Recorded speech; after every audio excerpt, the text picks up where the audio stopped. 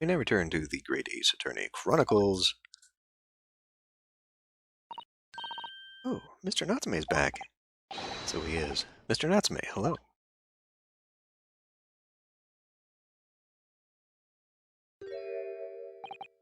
I am a cat. Sorry? I don't know how Mr. Natsume is, who Mr. Natsume is, or Hairlock Sholmes. I don't know about courts or trials or Old Baileys. I am a cat. That's what I am. Just a cat. Mr. Naruhodo, he's trying to escape from reality. I think this is actually a pun because I believe one of the stories he wrote was something along those lines. Find out. Trying to. He already has, completely. So, what is your name, then?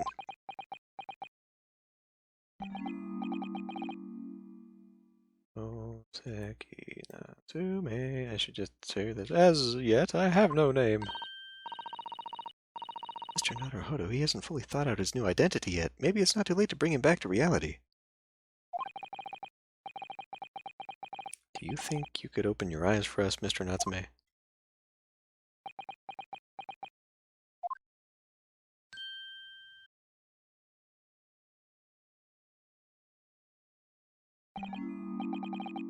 I am not a cat. It worked. He's back in the real world. Yes, that is apparently the first thing he wrote. I am a cat. What's going to become of me? No! Don't answer that, it's obvious. My accursed soul is never going to escape this accursed fate. Mr. Natsume, no. This morning's proceedings in court prove that there's hope. Yes, Slocum student Mr. Naruhodo Esquire was brilliant, but the Reaper is omnipresent, in court, in my lodgings, here, there, everywhere. What's he looking straight at me for? I think perhaps there are some things we should discuss. Oh, yes, we must. Go on. This morning's trial. In my whole life, have I ever been so moved as I was today? No. Of course, if I cast my mind back, there were perhaps one or two other occasions that moved me more. But if I just block those out, then today, being in that courtroom was it was the most moving experience of my life, locum student Mr. Naruhodo Esquire. You're too kind. Scotland Yard found the remaining tea just as we deduced and are analyzing it as we speak. There's nothing wrong with that tea. They won't find a drop of poison in it. That's a solemn, sworn Soseki certainty. Tell me, did you both drink the tea at the same time that night? Oh, yes, most definitely. Remember, drink tea while it's hot. We both poured it down our throats like it was a hot bath for our bellies. And at the time you were both completely fine, as shown by the fact that he and Mr. Shakespeare then engaged in the Romeo and Juliet match. I suppose the focus of tomorrow's proceedings will be how the poison was taken by the victim then.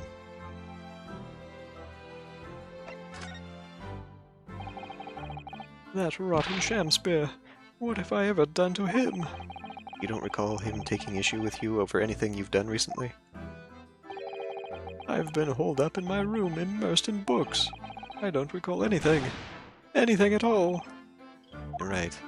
But what I don't understand is why he didn't let me know sooner. Let you know what, Mr. Natsume? About the soap, of course. What else? Oh dear. Are you struggling with such a meager stipend?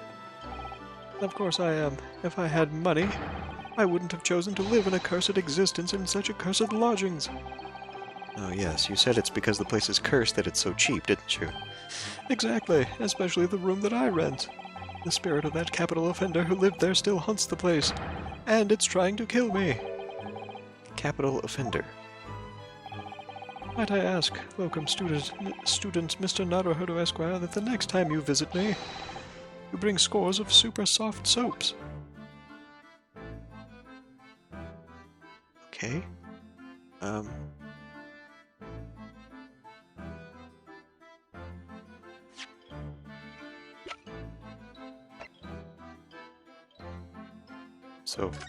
So what do we do?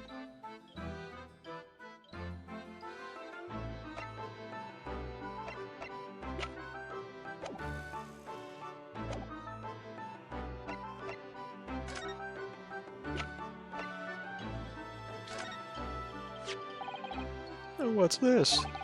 It's a newspaper cutting that we found in Mr. Shamspeare's room.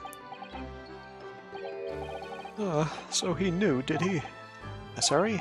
About this man, Selden. A convicted killer and the evil spirit behind the curse that afflicts my lodgings. What? He's already taken one young man's life, and now he's trying to take the life of another.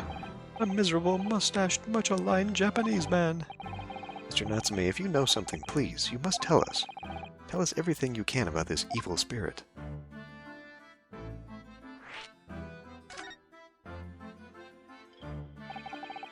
The truth is, I didn't know the details myself until very recently.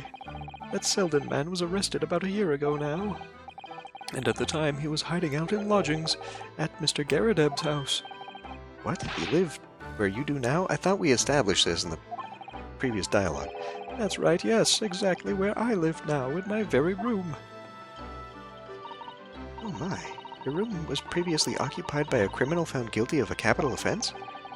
But before his sentence could be carried out, he died in prison. That was 3 months ago now. And that's when it started. The curse. What really is this curse you keep mentioning, Mr. Natsume?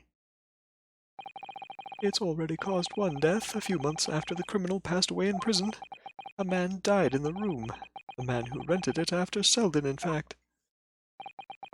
The poor lodger. He was found dead in mysterious circumstances. The room was locked from the inside. Locked from the inside. Exactly like the case we're dealing with now. So that's the convict's curse, is it? Yes, well, that was the start of it. Go on. Do you have any idea how the lodger before you passed away, Mr. Natsume? The official cause of death was asphyxia. When they discovered the body, the room was full of gas. Gas? I only found that out after I signed the lease. When Mr. Garadeb came to tell me later, I couldn't stop myself trembling. In fact, if I had known beforehand, I'd have probably been too scared to take the room. Landlord's lease, luckily legal. Lucky for Mr. Garadeb, maybe, but not so lucky for poor Mr. Natsume. I knew this had to do with a gas leak. And now you believe this curse is affecting you? It is. At first, I just felt as though I was being watched. All the time. Then you talked about having nightmares, didn't you? The dead are trying to take me with them. They come for me and try to suffocate me. Just when I'm struggling to breathe, I wake up. And the room is as cold as ice. But why is your room so cold? London winters are too cold to bear without any heating on overnight. But for some reason, even though I light the stove before I climb into bed at night, the pilot light always goes out, and the room fills with gas. But that's terrible, so he's got a leak in the room somewhere. Like the brick window that has the bricks taken out. It's exactly the same situation as what led to the previous occupant's death. And then there's what happened to Mr. Shamspeare last night, when he was mysteriously poisoned. There's clearly more to that incident that can be explained by a curse, though. Whatever can be the cause of all these strange happenings in Mr. Garadeb's room. I told you it's the gas! Gas, gas, gas. That's all they talk about. Gas, gas, gas. Sorry, we're not gonna make an initial D reference. Too late. Okay,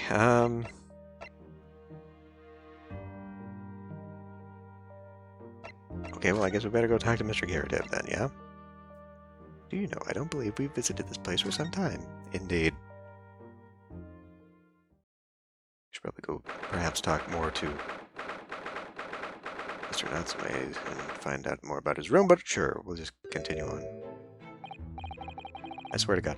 I think I mentioned this previously, but back in the day, there was a mascot for McDonald's. It was a moon, and I think it was because it was like McDonald's changed to, late night or whatever. They were open at night, and then they adopted a new moon-faced mascot, and that totally reminds me of him in profile. Ah, you're here now, Mr. Garrideb. A right valley business is it? A right valley business it is for me, Getting out and about. Were you at the Old Bailey by any chance? Naturally. The fate of my lodgings hanging in the balance and all that. Not a trial to miss. The fate of what's already been dubbed your haunted lodgings, yes. Of course, the place has caused quite a stir around the capital on more than one occasion already. Yeah, as the old haunted lodgings or some such. Ah, well, at least he knows. Makes you wonder what the blazes is going on, don't you know? Yes, I'm sure it does.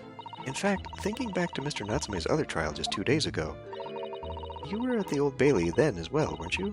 Testifying with your wife about what happened. I stopped off at the prison on the way home, in fact. Beastly business. I see.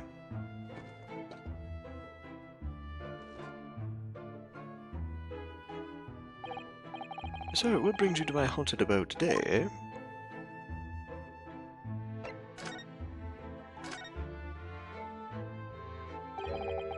Some fishy fellow from the Far East and a failed actor chap of the questionable character, eh? Yes, the house does seem to have become something of a magnet for rum fellows of late. Thanks to that belly curse. The convict's curse, you mean? Ah, I heard the stories, have you? Rotten scoundrel was arrested here, then the next chap in the room goes and kills over. Then there was that woman who dropped dead just outside the street, not to mention the actor yesterday. Actually, she wasn't dead. Am I next, eh? Well, can't help but get the collywobbles, can you? When you say the woman who dropped dead outside on the street, do you mean Miss Green? Because Miss Green, who was stabbed by the knife, and Mr. Shamspear, who was poisoned last night, both very much alive still. Well, yes, so is that blasted convict's curse, it seems. Personally, I should be quite content with such lodgings. A bath, a toilet, fireplace, a fascinating history. Why, it sounds like the lap of luxury. Not so sure about that. Well, there's no bath or toilet included, and no fireplace either. But you do look out for your tenants, don't you? By watching the rise and fall of the flames in your gas lamps up here. Yes, never hurts to keep an eye on things. In case there are any mishaps or such like. I think you've had your mishap already, sir. It's not helpful, Mr. Sholmes. Heaven forgive me, the words just came to my lips.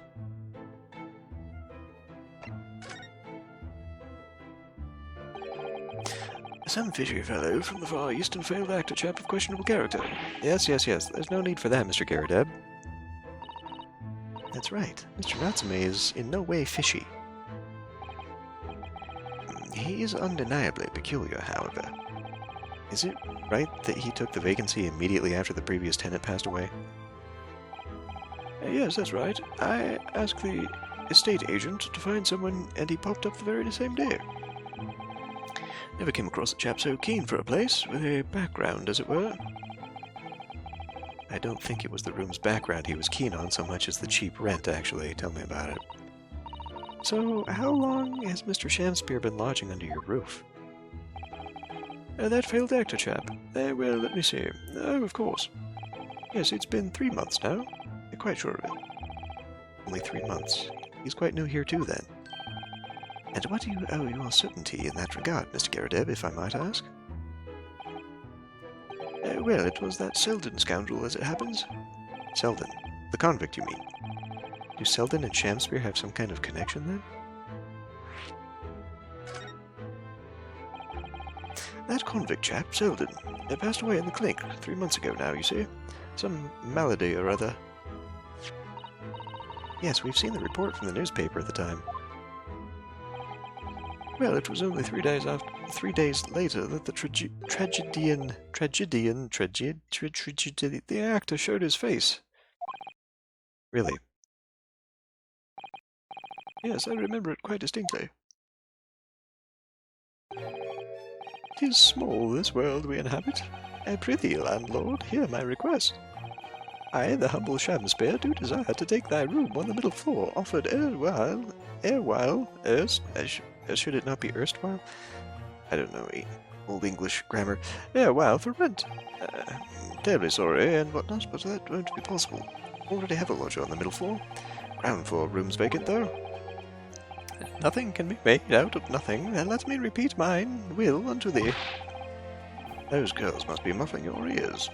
The room on the middle floor is taken. It's ground floor or nothing." "Very well. We have an accord." "Glad to hear it. Welcome to Briar Row. Lo, a Shamspeare dance to celebrate."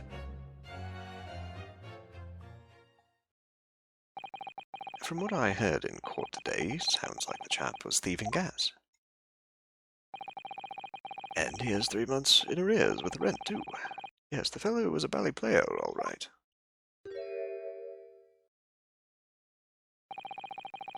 "Thank you for your candor, Mr. Garrideb. We are most grateful. Yes, not grateful, grateful. By way of appreciation, allow me to say 1 or 2 words. Give me my robe. Put on my crown. I have immortal longings in me." "What's happened to you?" "Shakespeare, my dear fellow, one of his most famous lines. I wish to divulge my own learning of the subject, for I have a turn for literature, too, you know." "Perhaps you could turn your attention to more apt lines, then." "Out, damn spot, out!" Alright, what are we doing next?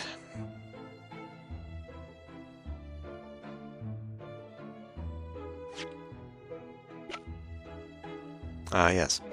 Who's this man? That's not how I do this.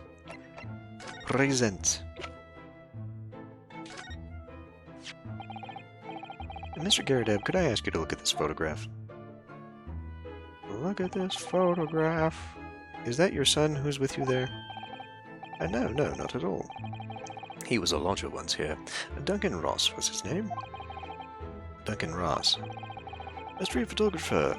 Really, because it looks like he's more of a painter. Happened to be passing, so I asked him to take a shot, just for kicks, really.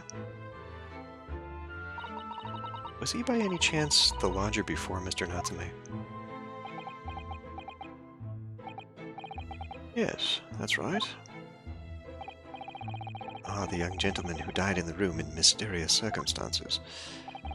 Just what Mr. Mustache was waiting for, one might say. Yes, young Duncan lived in the room at the top of the first flight of stairs before the Japanese chap. Would you mind telling us a little more about it?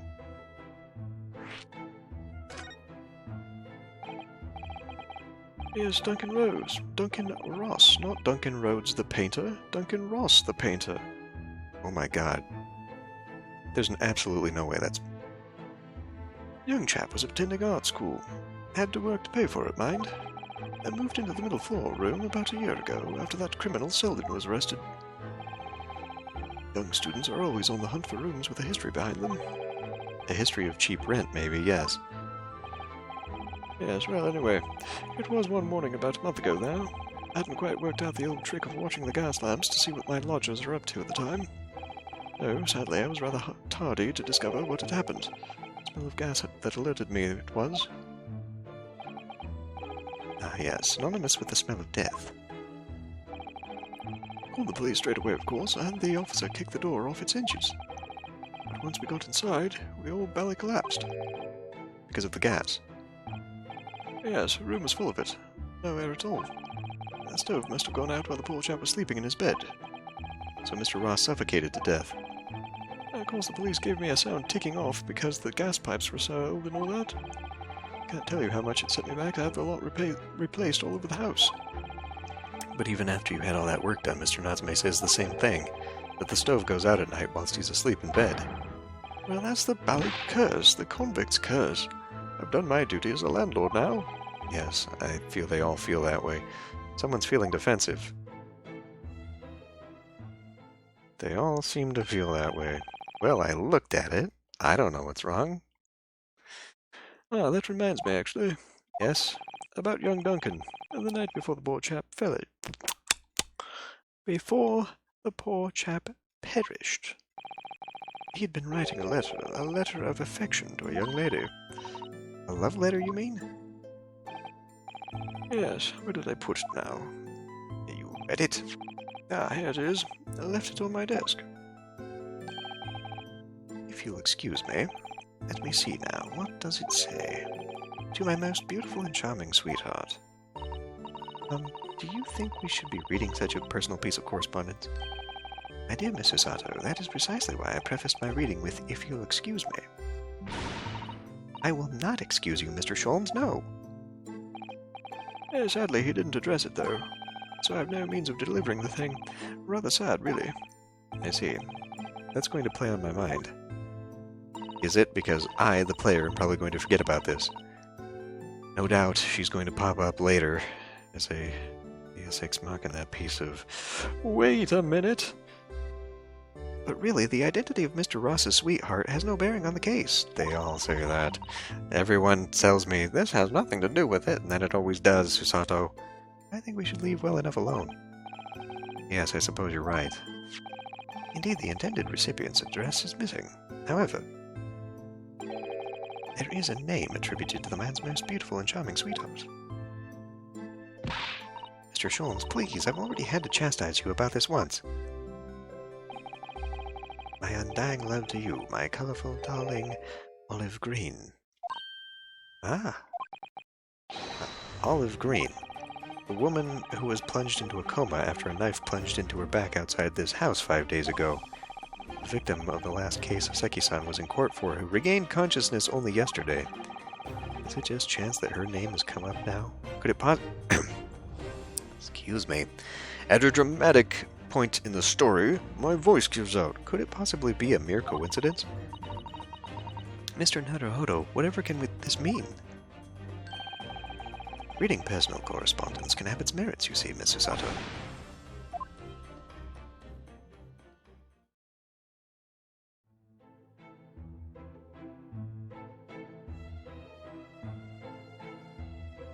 Right.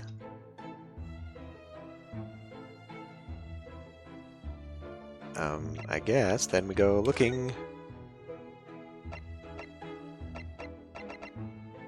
You know, I don't believe we've visited this place for some time.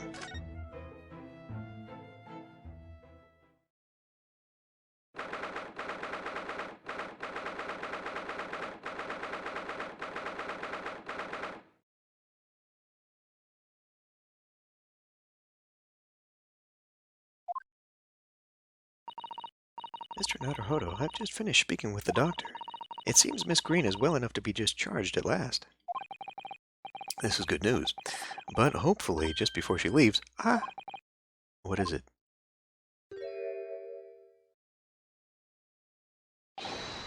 Miss Green!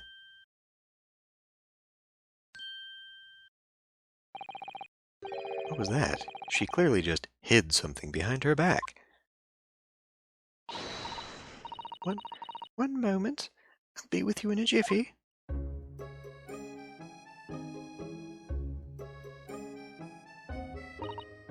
Oh, hello everyone. What are you all doing here? The doctor said I could be discharged, so I'm just getting my things together. And Miss Green, what were you just doing? Oh, nothing really. I was just about to take some medicine the doctor prescribed for me, that's all. Well, we were hoping to have another quick chat with you, if that's all right. I don't really have anything else to tell you. All right, she's definitely behaving strangely. Let's see if we can't coax something out of her. Before we do that... Crying out loud. This is the bottle Miss Green was just about to drink from when we arrived. Yes, she looked rather preoccupied, didn't she? Perhaps it's very bitter. I can't stand bitter medicine. I suppose that could be it. In fact, whenever a doctor prescribes me medicine for a number of days, I always take it all at once. Oh no! Well, if you have to take something you don't like, it's best to get it all out of the way in one go, isn't it? Oh dear, and I thought it was Miss Green I should be worrying about at the moment. Okay. The reason we did that is because it's apparently attached to an achievement. This is the card that Miss Green was looking at so intently before, isn't it? Mr. Naruhodo, we shouldn't be peeking at a young woman's private effects. Right, I should say peeking for a gentleman's effects only. Mustn't do that either. And maybe you, Miss Susato, shouldn't be peeking into a young man's mind either, huh? Indeed!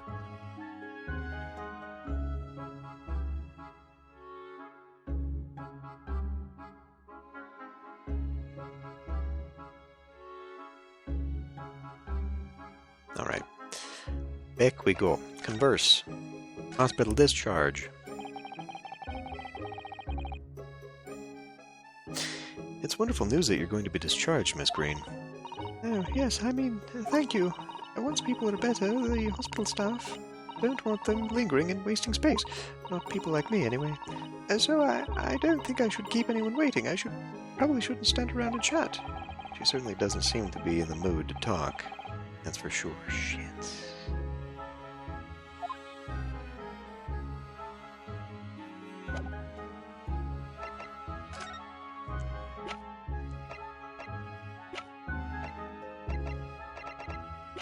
I don't have the correspondence. I guess I have this.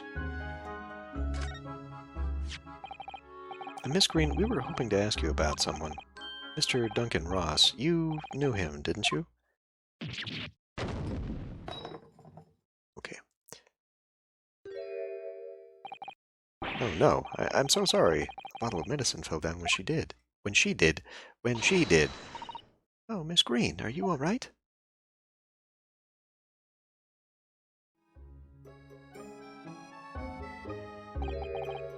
I'm so sorry, I didn't mean to startle you like that. No, it's all right. I just wasn't expecting it. But how do you know about Duncan?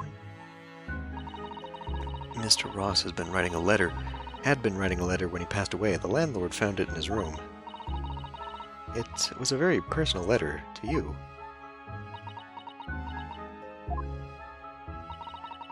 It was at the art school. That's where I met Duncan, a year ago now. He was working to fund his studies. He dreamt of becoming a professional artist one day. Good luck. And the two of you became romantically involved? Yes, that's right. We were very much in love. We were engaged to be married, actually. And that's why he decided to move into a cheaper room to save money for the wedding. And that's what led him to Mr. Garrideb's. Yes, he told me he'd found the worst, but cheapest room in the entire East End. And then, 1 month ago, that's when it happened. We're so terribly sorry, Miss Green. Well, it's all in the past now, I suppose. Poor Miss Green. She looks desperately sad. I was starting to think that's just her look. But now I see that she has every reason to feel the universe is against her.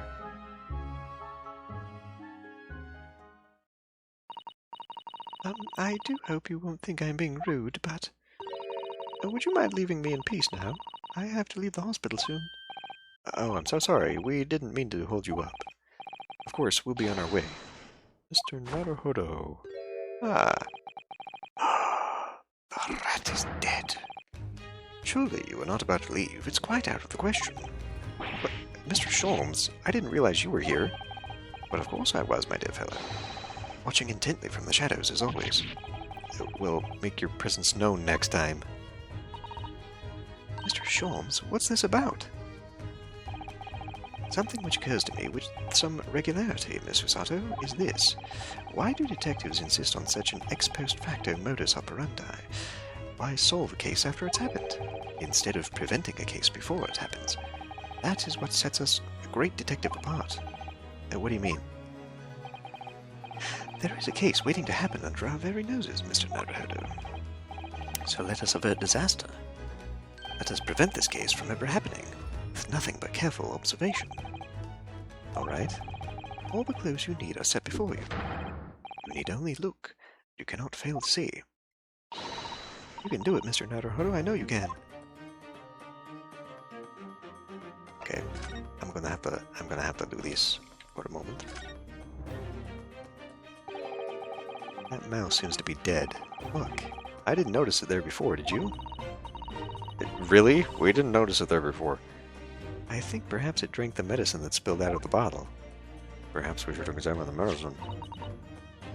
But that's the bottle that Miss Green was about to drink from when we arrived. You don't think... Ah, I see you've come to appreciate the true nature of this scene. That of a tragedy about to take place. Yes, I think it's falling into place. Miss Green, the contents of the bottle you had before has spilt out on the floor, and the poor mouse that drank it has sadly died. Ah, I think it's clear that the bottle must have contained a powerful poison.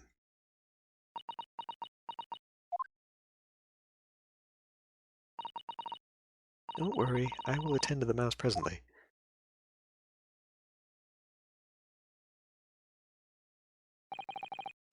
Miss Green, were you intending to go the same way as that rodent? Take your own life. Once we'd left, you would have put it to your lips again, wouldn't you? And taken the poison. No! Miss Green, please talk to us.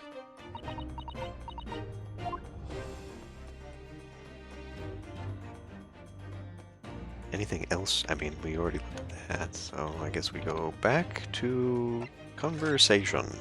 There we go. Suicide.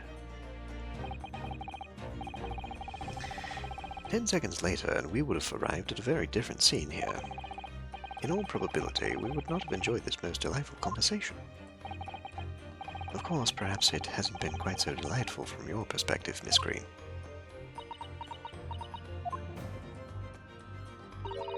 Actually, in a way, now that everything's out in the open, I feel like a weight has been lifted. Tell me, how did you acquire that medicine? Well, with this being a hospital and all, when the doctor comes to examine me in the mornings, he always leaves the medicine cabinet open for a while, so I snuck this out when he wasn't looking. They just happen to have random poison in a hospital. It conspicuously lacks a label. I wonder what it contains. I'm afraid I don't really know, but I thought if I drank it, it might just stop the pain somehow. Oh, please, Miss Green, talk of such things. Well, it seems clear now that it contains poison. Yes, that poor little mouse is proof of that. Oh no. Oh, it's all my fault. What have I done? I shall remove this to my office, Miss Green. I take it you have no objection. No, none.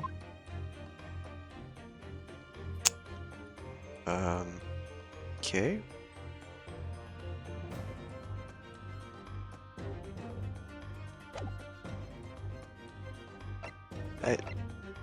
Okay. Can we do this again? It definitely feels as though this card must be relevant. I mean, when we first arrived, Miss Green was standing with it in her hand in what can only be described as a very tense atmosphere. Yes, it may very well be related to whatever incident Mr. Sholmes believes was about to happen here. Perhaps we should ask Miss Green about it.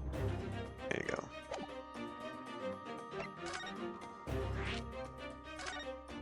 This is more what I remember the first Phoenix Wright games being like, where you have to do a lot more digging and showing everyone everything. Neither the sender's name or address appear to be written on the envelope or the card. It arrived by post at my home the day before the incident that put me in the hospital here. Look at that torn envelope. I have information regarding the death of Duncan Ross.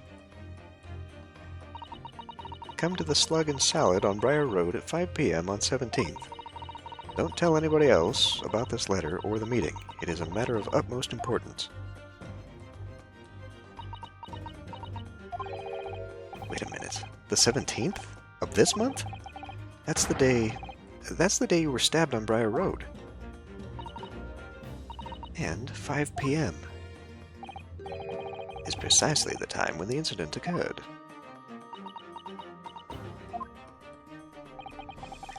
Slug and Salad, yes. A pub on the northern corner of Briar Road. Briar Road, being the street that Mr. Garrett's house is on. Does this mean that... Yes, I'm sure you've guessed. That day when I was struck in the back by the knife, I was actually on my way to the Slug and Salad. Goodness. So that's what you were doing on Briar Road that day. I'm sorry I didn't say anything before.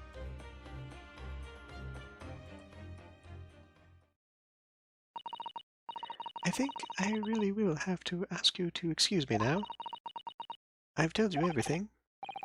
Yes, I'm very sorry to have had to drag out such painful memories for you. I know, it's fine. Miss Green, please promise us you won't try to do anything like that again. Yes, don't worry. Your detective friend has the bottle now anyway. And besides, I've been stabbed in the back and had a close shave with a bottle of poison, and I'm still here. I think I'm destined to see things through to the end. It might sound a little conceited, but, well, that's how all this has made me feel.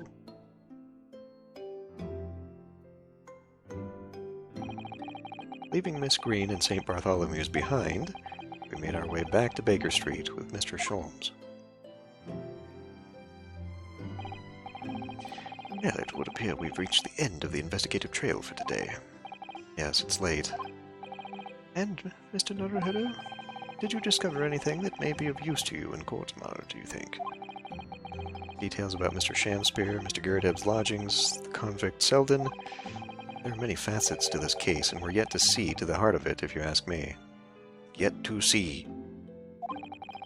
Like with the goggles? That's my feeling anyway. I can't help wondering about the results of the analysis. Into Mr. Natsume's tea, you mean? Yes. Will they have found strychnine in it or not?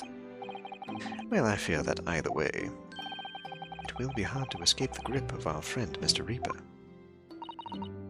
Dear. Yes, Barak Van Zieks. But I wish you every success, of course, and though I was late to rise this morning, tomorrow will be a new dawn. I intend to spring from my bed at a crisp hour and attend the trial. Mr. Sholmes, you're going to come? Indeed. Whatever happens, I shall be there, assuming my eyelids cooperate in the morning. Well, I think we've done all we can. All that's left is to remain focused and keep fighting for Mr. Natsume's cause until the very end.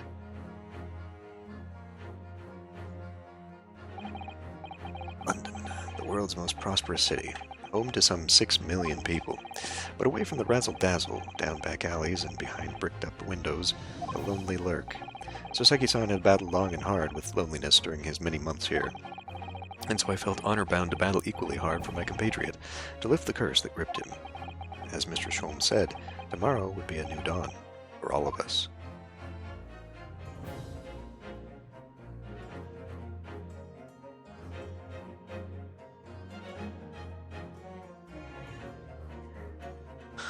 To be continued. Save your progress, yes.